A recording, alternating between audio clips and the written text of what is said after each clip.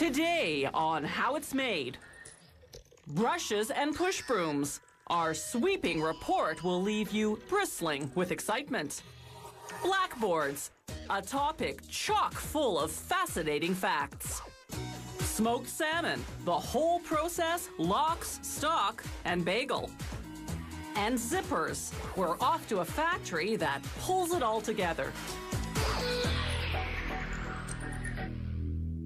Nothing scrubs or sweeps quite like a good sturdy brush. Cleaning brushes in North America date back to about the 1830s. Their bristles were usually made of wire twisted into wood. Today we have many different bristle materials, both natural and synthetic. The first factory manufactures the brush block, the hardwood base that holds the bristles. It's usually made of maple, but sometimes oak or beech. After cutting the planks to the required width, they use a special wax crayon to mark lines on both sides of any cracks or knots in the wood. A laser then reads the marks, guiding a saw to cut out the faults. At the same time, the saw chops the planks into block-size lengths. The next step is called molding. A series of saws trims the blocks to the required thickness. Now they contour the pieces using a machine appropriately called a shaper. The machine revolves, running the block's outside edge against a cutting head. This profiles half the block. Workers then turn it around and line it up for a second pass to profile the other half. There's a different shaper machine for each model. This type is known as a dauber, a brush for waxing shoes.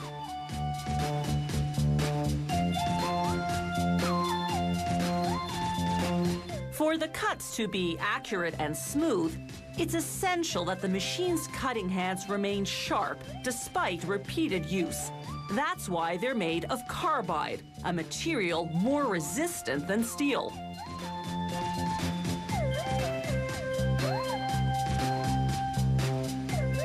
Workers run certain models against an extra cutting head to carve a groove in the block's edges. The groove gives your hand a better grip on the brush. These 6.5 by 60 centimeter blocks will become push brooms, those wide rectangular brooms janitors use to sweep floors. The blocks go on an automated machine that drills a hole through the middle and carves 2 grooves in the underside. These are for the steel adapter that'll hold the broom's wooden handle. Rounded push brooms sweep more easily in corners. To produce those, workers just take the rectangular push broom blocks and round the corners against a cutting head. At another factory, the blocks go onto a machine that pierces holes for the bristles using a computer-guided drill. This particular model, a push broom, needs 240 holes. It takes barely a minute to drill them all.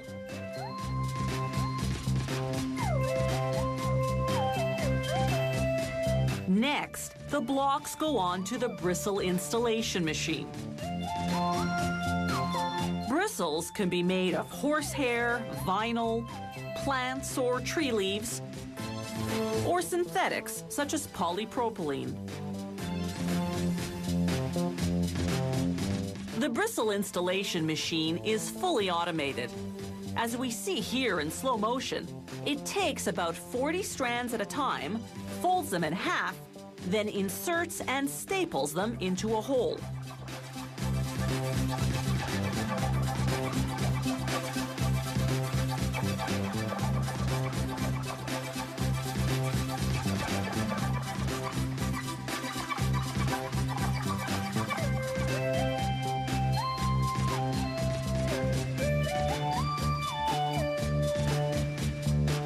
Here's what that bristling action looks like at actual speed.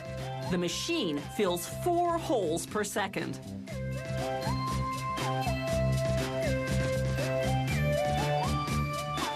The factory uses this same process regardless of the style of brush block or type of bristle. Computer software guides the machinery to follow the correct pattern, making possible a sweeping array of brushes and brooms.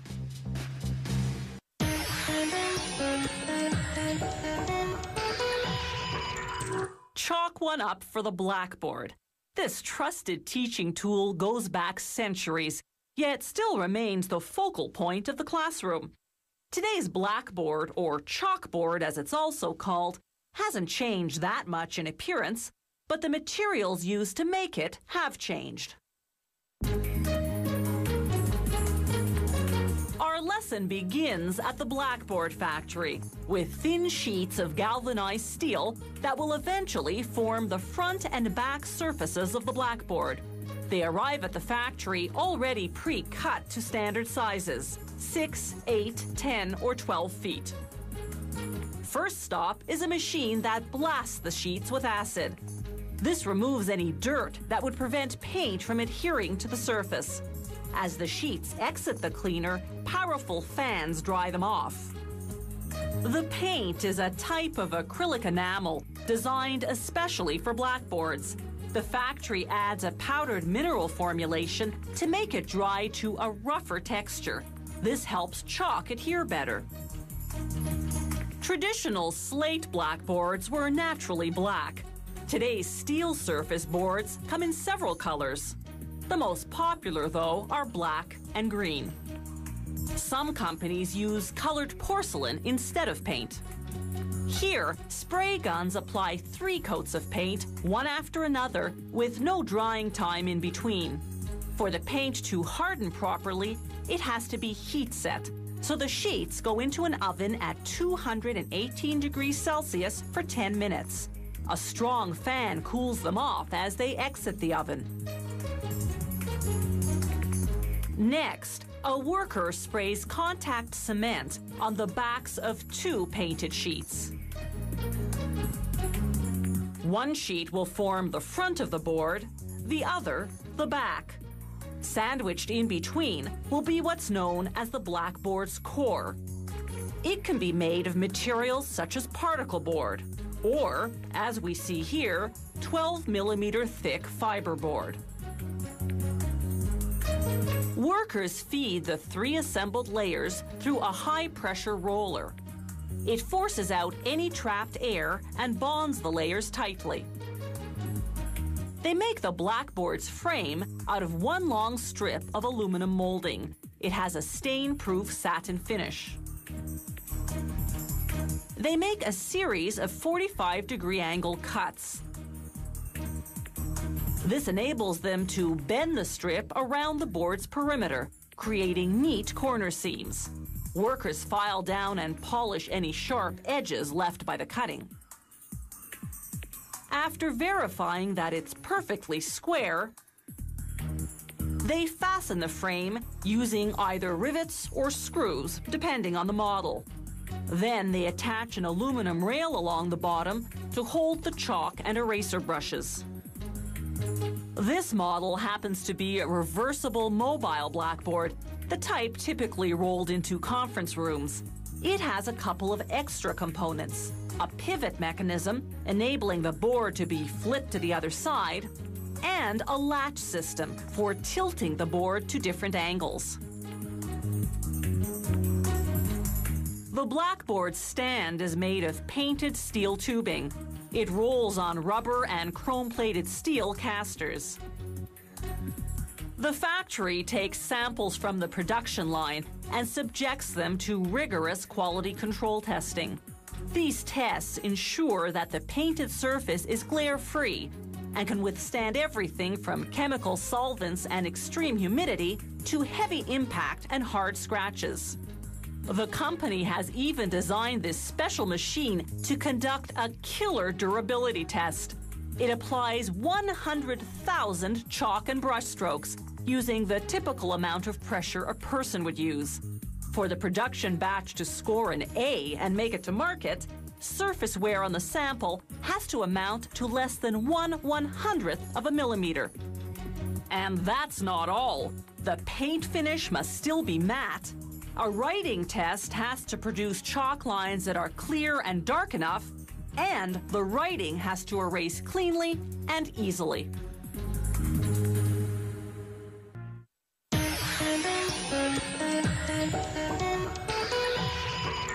For thousands of years, smoked fish was a survival food. People would cure their catches by salting them and hanging them to dry, or by smoking them over an open fire. This enabled people in cold climates to stockpile nutrient-rich fish for those long winter months.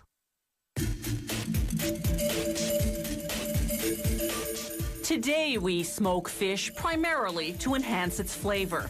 This is wild sockeye salmon that was gutted and frozen right on board the fishing trawler to preserve maximum freshness. The smokehouse defrosts the fish over 15 hours in running water that's just 2 degrees above freezing. This slow, cold water thaw helps prevent bacteria from forming. Next stop, filleting. First, they slice off what's known as the collar, the fish version of the neck. Then they cut each fish in half lengthwise, separating 2 fillets from what's called the control bone, the fish equivalent of a spinal column. The tail is attached to it. They feed the control bones into a machine that strips off any remaining scraps of flesh. The machine grinds these bits into minced salmon, which is used to make salmon pie.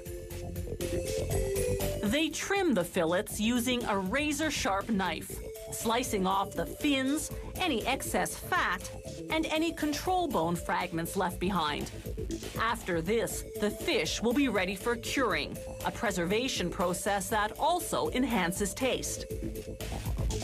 Workers coat the fillets in a mixture of salt and 26 spices, then let them sit for roughly an hour and a half. This short cure time will limit the salmon's salt content to less than 1%. To stop the curing process, they rinse off the coating with cold water, then glaze the fillets with maple syrup to neutralize any remaining salt residue. Some companies use a less costly mix of boiled water and brown sugar. The fillets go into a huge smoke oven. Workers load its combustion chamber with sawdust. Maple tree sawdust for the first 8 hours of smoking, cherry tree sawdust for the next 8 hours, and apple tree sawdust for the last 8 hours. This particular sequence is a major factor in flavoring the fish. They douse the fire with water to generate smoke. This process is called cold smoking because the oven temperature is 10 degrees Celsius, significantly lower than the industry norm of 25 degrees. Smoking at this lower temperature takes at least 24 hours, 3 times longer than the norm, but the company says it produces a moister product. When the fillets come out of the smoke oven, they're thoroughly cooked, but still have the consistency of raw fish. Workers remove the pin bones, 40 thin bones per fillet, located between the head and fin.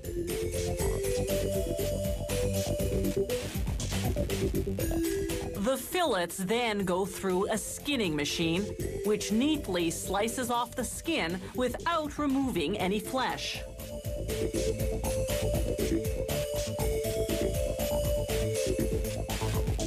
Then it's into a freezer at -3 degrees Celsius.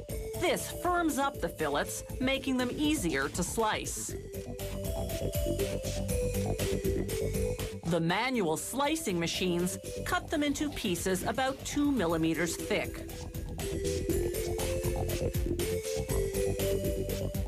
Workers weigh out the amount they're packaging, in this case 70 grams. They place each portion on a tray made of aluminum-coated cardboard. Aluminum blocks the fat from seeping through. To kill off any remaining bacteria, they vacuum pack the wrappers, then deep freeze them for about an hour at minus 35 degrees Celsius. They store and ship at a milder minus 18, the temperature of your home freezer, where this preservative-free smoked salmon stays fresh for a full year.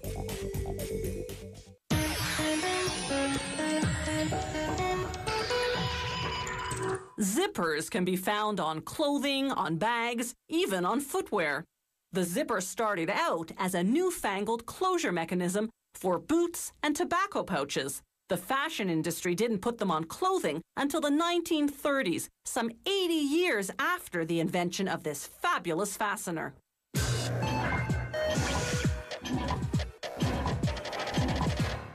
An American, Elias Howe, was the first to patent a zipper-like clothing fastener in 1851, but he never ended up marketing it. It wasn't until 1893 that another American, Whitcomb Judson, designed a similar device called a clasp locker. He eventually hired a Canadian engineer, Gideon Sundback, to simplify the original complex design, which had never really taken off. In 1917, Judson and Sundback patented the modern zipper.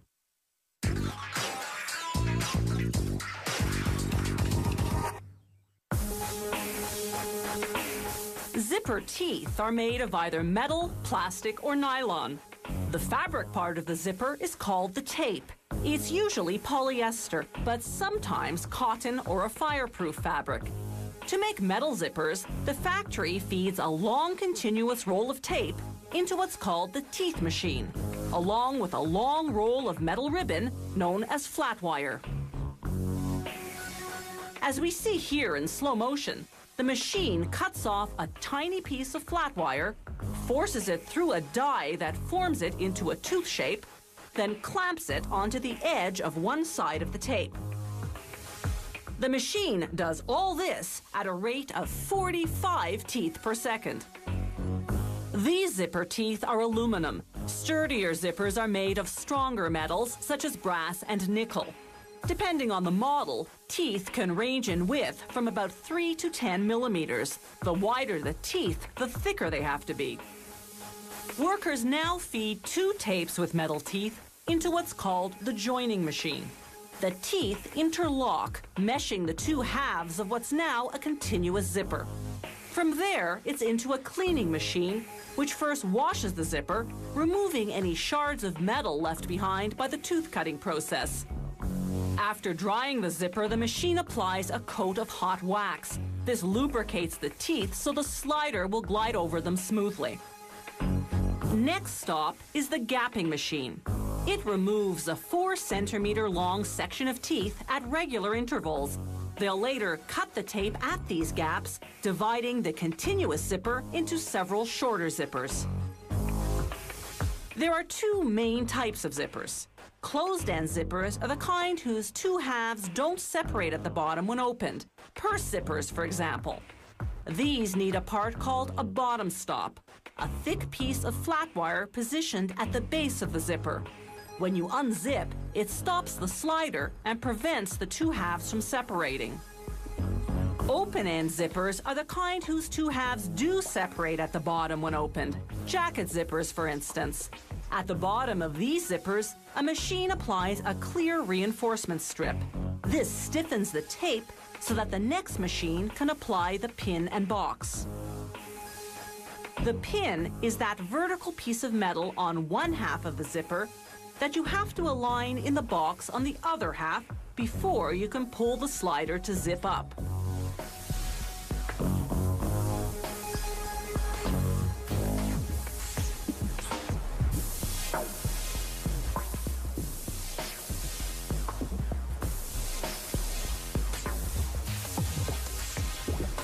The next machine installs the slider.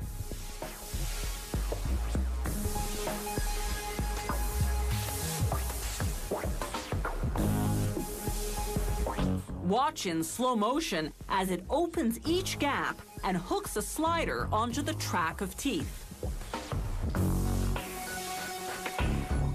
The next machine inserts what's called the top stop, a thick piece of flat wire that stops the slider at the top of the track when you zip up all the way.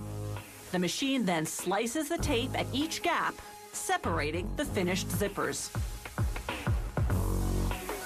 Plastic zippers are made quite differently than metal ones. The tape is the same, but the teeth are made from plastic pellets. A machine melts them, then injects the liquid plastic into a mold that's the shape of a strip of zipper teeth. The mold cools almost instantly, hardening the plastic. The machine then stamps the teeth onto the tape, automatically gapping the desired zipper length at the same time. The excess plastic in the middle is remelted. There's no joining machine to mesh the two halves of plastic zippers.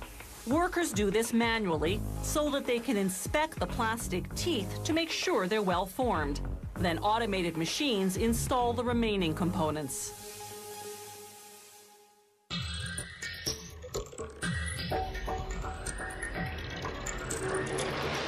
If you have any comments about the show, or if you'd like to suggest topics for future shows, drop us a line at www.howitismade.net.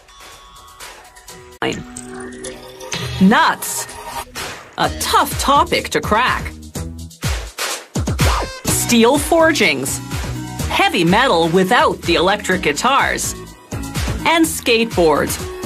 We'll roll through the manufacturing process.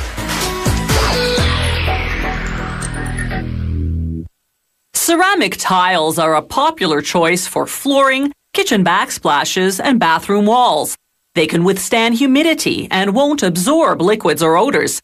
They're also fireproof, fade-resistant, and stain-resistant. And no matter how much you walk on them, ceramic tiles never wear out.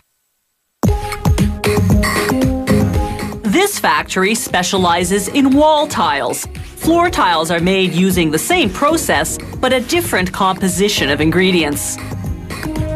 The starting ingredient here is talc, a soft, powdery mineral. They blend it with 4 different powdered chemicals, the names of which are a company secret. The ingredients go into a mixer, where they're hydrated until they're 6% water to 94% powder. The mixer runs for precisely 12 minutes. Any longer would heat the mixture and dry it out. The mixture is now slightly damp and quite lumpy. A conveyor belt transports it to a grinder that mills it to a fine texture. This mixture is now ready to be formed into various models of tiles. The factory uses fully automated machinery to produce its 10.8 centimeter square tiles, a standard wall tile size. A moving tray first deposits a batch of mixture into a mold. The mold's cavity is in the shape of 6 upside-down tiles. A press descends, applying both heat and pressure. This compacts the mixture into the cavity, solidifying the shape. As the press rises, the mold automatically pops out the tiles. They roll off the machine onto a conveyor belt. The belt now flips the tiles right side up without breaking them, which is quite a feat considering that these yet-to-be-baked tiles aren't fully hardened. The equipment is precision adjusted to handle the tiles gently at all production phases. A revolving brush now sweeps the tiles clean. Their surface must be free of dust and other contaminants for paint to adhere properly. The factory uses a water-based paint that's specifically designed for ceramics.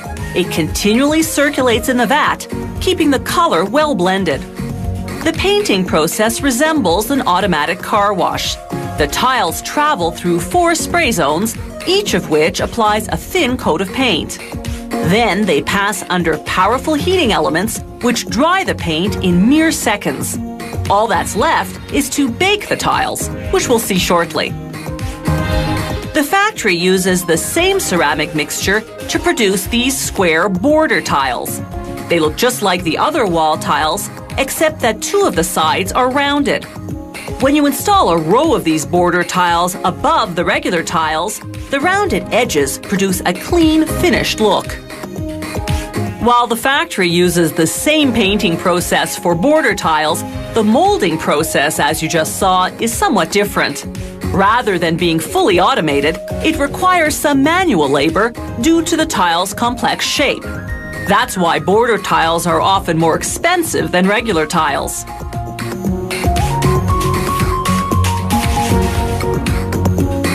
When the tiles come out of the dryer, workers stack them on wooden racks. They load the racks onto mobile carts, then roll the carts into a gas-powered oven called a kiln.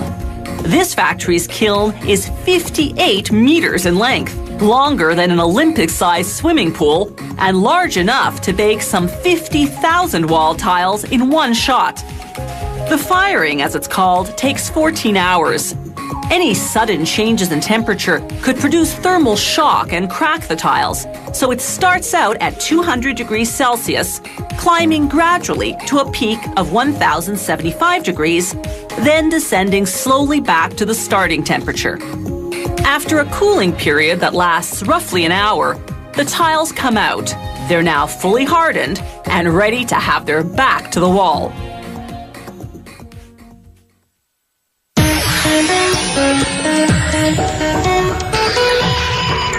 Scan the snack food aisle of your local supermarket, and you'll notice that barbecue, ketchup, and salt and vinegar flavors are no longer limited to potato chips. Nuts come in tantalizing taste choices too, but if you're a traditionalist, you can still buy them plain, salted or unsalted. The botanical definition of a nut is a dry one-seed fruit in a hard shell that doesn't open on its own. Most peanuts have two seeds, so even though we call them nuts, they're technically a legume, a type of pea actually.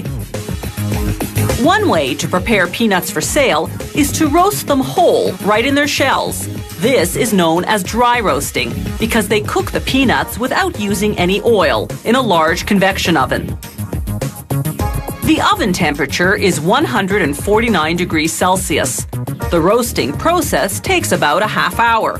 When the peanuts come out, they're fully cooked and ready to be cracked open and eaten. Before the peanuts go off to be packaged, a worker inspects them, removing any shell fragments and foreign matter.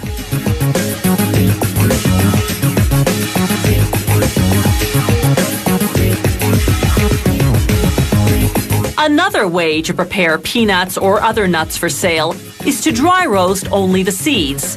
These peanut seeds arrive at the factory with their shells and skins already removed.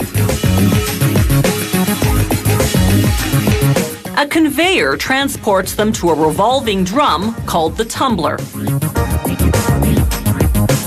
As the tumbler spins, the nuts are sprayed with a liquid seasoning mixture, one of 10 flavors this company produces, such as salted, smoked, ketchup, barbecue, and salt and vinegar. The rotating action ensures the seasoning coats the nuts thoroughly.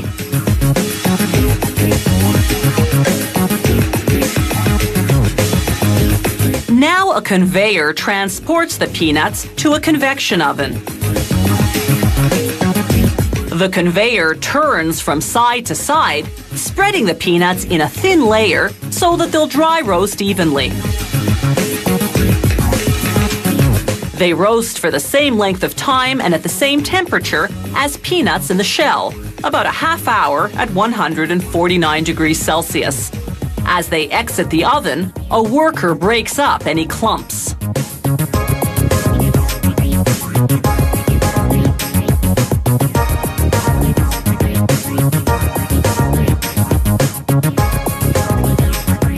They tumble on the seasoning after cooking when they use the other method of preparing shelled nuts. Instead of dry roasting the nuts, as we saw earlier, they fry them in oil. This process is called oil roasting. It gives the nuts a greasier, fried taste. These cashews are on their way to be oil roasted. They go into a huge frying tank containing 2,200 liters of canola oil, heated to 160 degrees Celsius. When the nuts come out fully cooked 15 minutes later, they're steaming hot. A powerful ventilation system draws the heat outdoors, cooling the cashews to room temperature. This takes about 15 minutes. By now, the nuts have absorbed any cooking oil that remained on their surface, so they receive a light spray of vegetable oil. This makes their surface sticky again, so that salt or seasoning mix will adhere.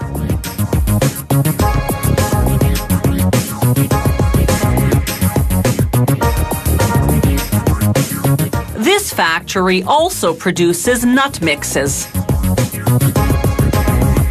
Here, the mixer is combining various nuts with dried fruit. From there, it's onto a packaging machine whose 8 computer-programmed scales automatically weigh out a specific package portion. But before each portion goes into a bag, it passes through a metal detector. This ensures that no shards of metal have worn off the equipment and fallen into the food. The machinery hermetically seals the plastic packages. This keeps the contents fresh for at least 6 months.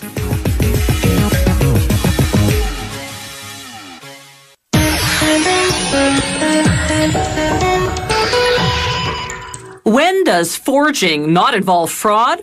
When you're talking about metal. Many industrial machines contain steel parts that have to withstand great stress. The metalworking method that produces the strongest steel parts is forging, heating the metal, then forming it to the required size and shape.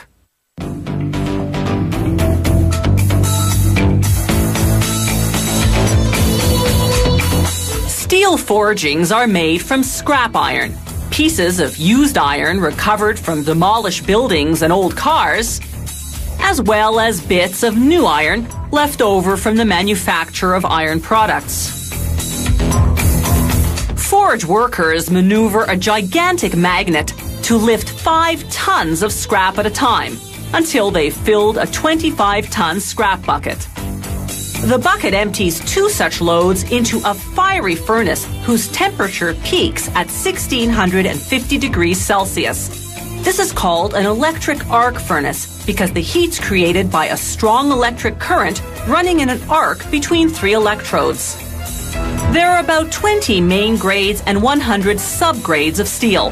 They're produced by adding specific metals or non-metallic chemical elements such as aluminum, nickel, chromium, vanadium, manganese, carbon, and molybdenum. They also add the mineral fluorite to help fuse the metals, some of which are in the form of blocks called ingots. Throughout the 3.5-hour meltdown, they test and adjust the chemical composition. They try to attain the lowest hydrogen, oxygen, nitrogen, and sulfur levels, the key to producing strong, high-quality steel. Then they pour the sizzling molten metal into a 45-ton ladle that's lined with heat-resistant brick. They add aluminum and lime to chemically counteract oxidization, rusting caused by air exposure. Now they cast an ingot, a block of steel that they'll shape into a forging. The molten metal flows out the bottom of the ladle into a mold below. This bottom pouring, as it's called, makes for a smoother casting because liquid flowing downward doesn't swill around as much as liquid poured sideways. This forge can cast ingots weighing up to 42 tons. After several hours, the ingot solidifies and they turn the mold upside down to extract it. Then, over 12 hours, they reheat the ingot to 1,200 degrees Celsius. This makes it soft enough to hammer or press into shape. To make large forgings, they use a machine called a forging press. Mounted inside is a forming die or pair of dies, depending on the technique they're using.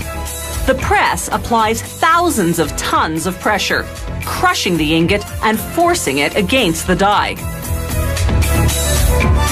The steel, meanwhile, is quickly oxidizing with all this air exposure. They use a high-pressure water gun to remove the scales of rust. An ingot often passes through a die several times, or through a series of dies arranged in sequence. Each pressing forms the metal bit by bit into the final shape.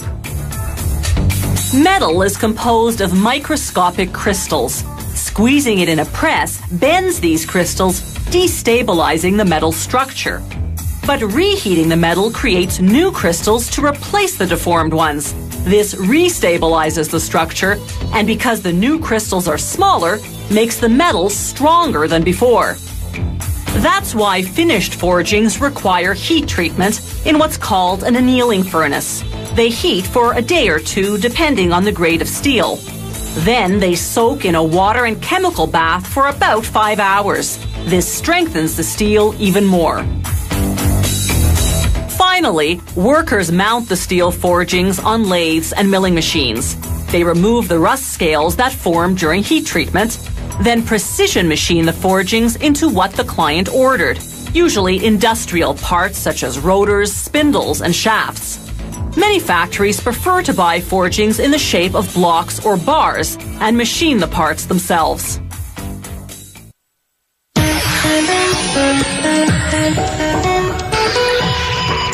Skateboarding may have started out as a simple outdoor pastime, but in the decades since, it's evolved into a popular thrill sport.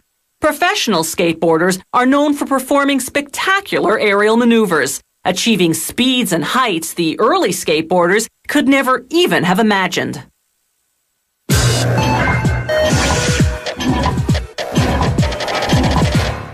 In the 1930s, thrill-seeking kids began attaching their metal roller skate wheels to wooden crates. Little did they know this would one day spawn a worldwide phenomenon. The boxes evolved to boards in 1958, when some California surfers invented sidewalk surfing, something to do when bad weather prevented them from riding the waves. They attached roller skate wheels to wooden planks, then coasted through the streets. Pretty soon, the fad caught on in cities throughout the United States.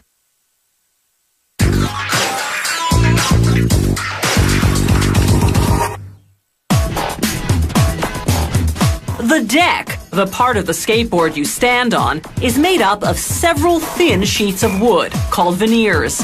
Inexpensive boards use fewer sheets and lesser quality woods. These high-end boards use a full 7 sheets of top-quality maple. Only the top and bottom veneer sheets will actually show, so their exposed side is sanded smooth, and the other side gets a coat of glue. The inside sheets, meanwhile, go through the glue spreader, which saturates both sides. This adhesive is specially formulated to withstand vibration and shock. Workers stack 35 sheets of veneer, the equivalent of 5 skateboard decks, and place them in a mold. Skateboards vary in size and shape, so there's a different mold for each model. A press applies 40 tons of pressure, compacting the sheets and bending them to the shape of the mold. Excess glue squeezes out the sides, bonding the 5 decks into one block. They'll be separated later. The block comes out after 3 hours. Now they drill 2 sets of holes through the block. These are for mounting the front and back trucks, the pivoting metal axles that enable the skateboard to turn. Now it's time to give the rectangular block a skateboard contour. They select a template in the general shape of the model they're making. It has pins underneath that fit snugly in the truck holes they just drilled. This holds the template still while they do what's called the rough cut, sawing around the template, leaving a 2.5 centimeter margin. Cutting off the excess separates the 5 decks. Now they contour each deck individually. Using a precise template this time, they run the deck against a cutting blade until they have the final shape. Using a router now, they round off the top and bottom edges.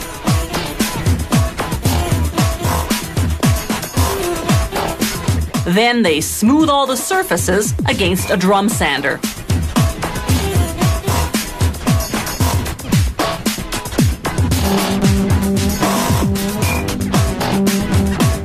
Now they switch to a buffer, which uses a combination of brushes and fine grit sandpaper to remove any rough wood fibers. The deck is now perfectly smooth. The next stop is the finishing room, where they first spray the decks with a colorless primer. This seals the pores in the wood veneer so they won't absorb the coat of lacquer that comes next. The primer takes 2 hours to dry.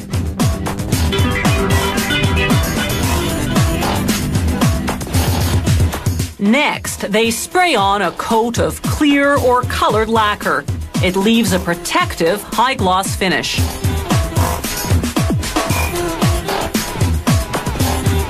The lacquer also takes 2 hours to dry.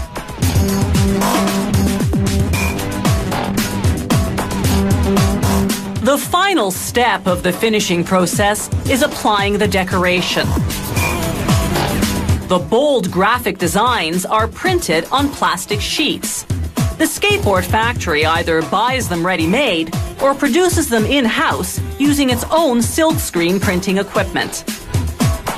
Workers center the design sheet, then feed the deck through a machine that applies heat and slight pressure simultaneously. The heat, 200 degrees Celsius, induces a chemical reaction that melds the ink and lacquer. When the plastic comes off, the deck is finished. Decks of this caliber are sold unassembled in specialty stores. They're designed for serious riders who want to customize their skateboards. They pick and choose from different types of trucks, wheels, bearings, even the bolts that hold everything together. All these factors determine how fast or how fancy their skateboard will move and maneuver.